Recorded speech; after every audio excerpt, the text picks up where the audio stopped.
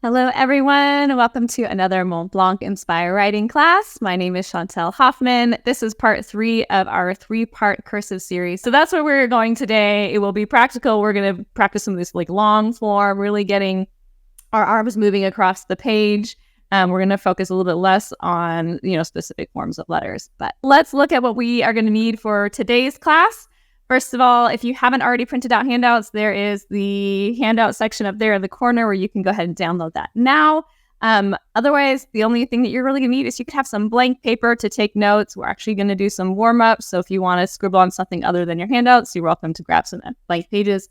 And then your favorite writing instrument. All right, well, let's dive in. You can write this way. We're still using the fleshy part of your arm. So that's what this picture is here. I lefties using your non-writing hand to move the paper, which is going to be very important for us today as we're doing long form writing, to be able to move across the paper and have our other hand move the paper for us. Notice in this picture here, we've got that fleshy part of my arm resting on the desktop, and that is what I'm going to be using as my pivot point as I am moving my arm back and forth to make this warm-up writing.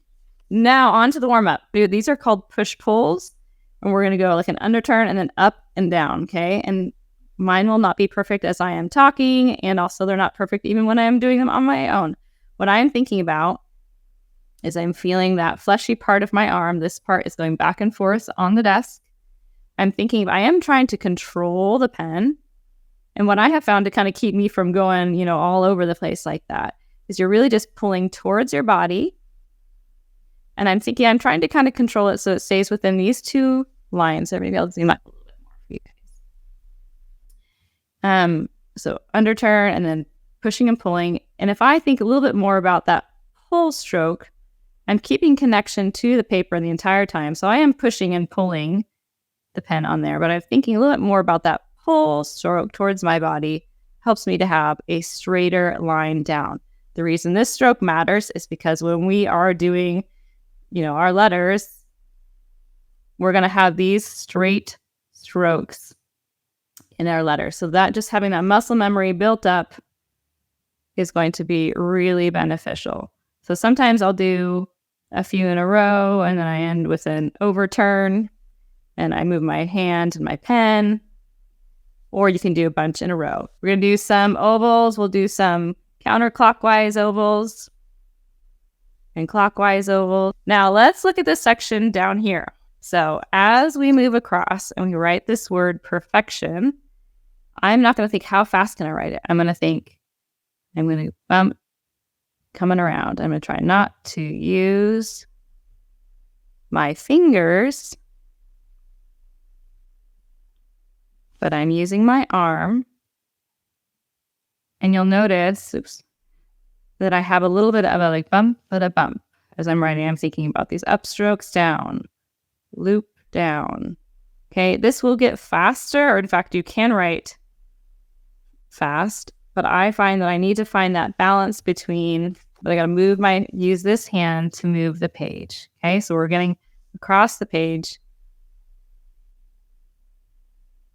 Can lift my hand, move the page, thinking about one word at a time, and the rhythm of writing. So we are going to move right along to this next page. Is take a deep breath. We get to be relaxed. Our hand is relaxed, and you guys can feel free to write smaller or larger, whatever feels most comfortable for you. It's funny because I find myself a little bit nervous in these classes when it's this style. And so I am talking to myself as much as you when I'm doing this the first time. It's not going to be beautiful. Let's do it again. You can practice some of those variations of letters like this T here that crosses it as you go if you want to play with that. This is going to be a little bit more of a slower part of the class, as I want you to really be taking the time to write out these phrases. Let me go ahead and do that with the fountain pen. I'm going to grab the fine And I'm going to move on to the next phrase, which says, relax your hand and mind. Hard to not love what is coming out of my pen right away, but the more that I can relax, the more I find myself loving the process and loving what's coming out from my hand.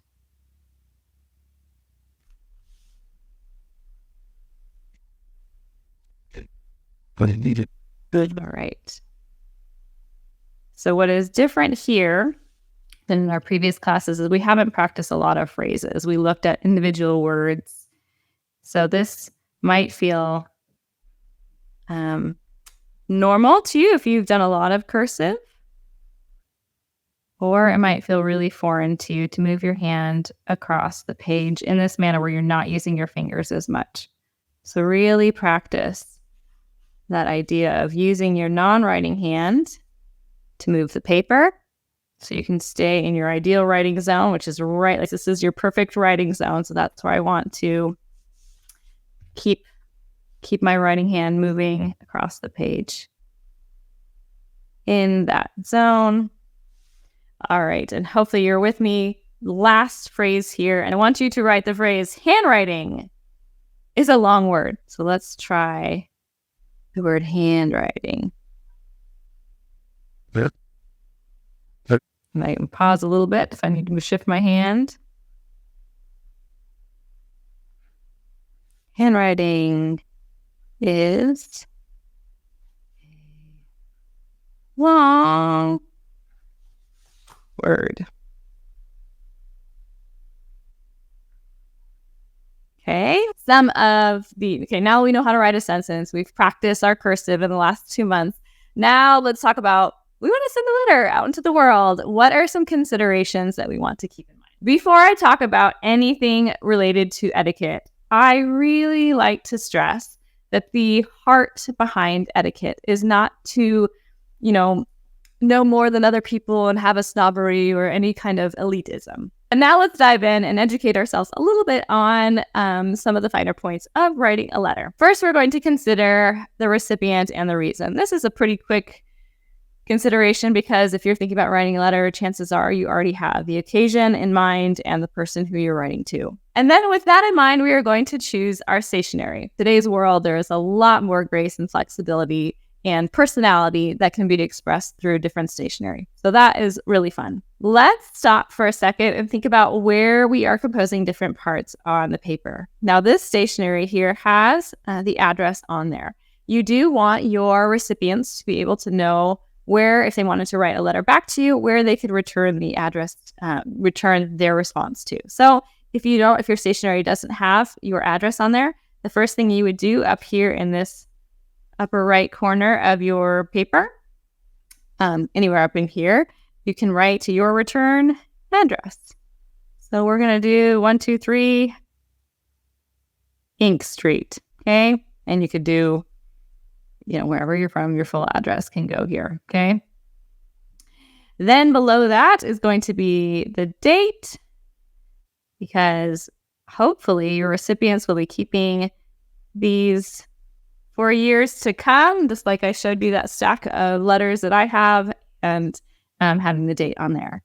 And think about, hey, maybe who would I like to send a letter to this week? Is there somebody that I could write in their day, let them know how much I appreciate you, appreciate them, and then maybe turn it from this draft into a real note, and then see where it takes you. I just really love the idea of us using these classes as a way to brighten other people's day. We hope you guys have truly loved it and enjoyed it, and continue to practice. If you need some additional resources or, favorite books, you guys can hop over to Instagram and ask me there. That's kind of one of the quickest, fastest ways for me to give a quick reply. So I am at Bespoke Strokes. I'm on Instagram, happy to share that. I think that's it for today's class. I look forward to seeing you all in the future. Thank you again so much for taking the time to learn with us today, and let's get some beautiful letters sent out into the mail. Thanks, everyone. Have a great day.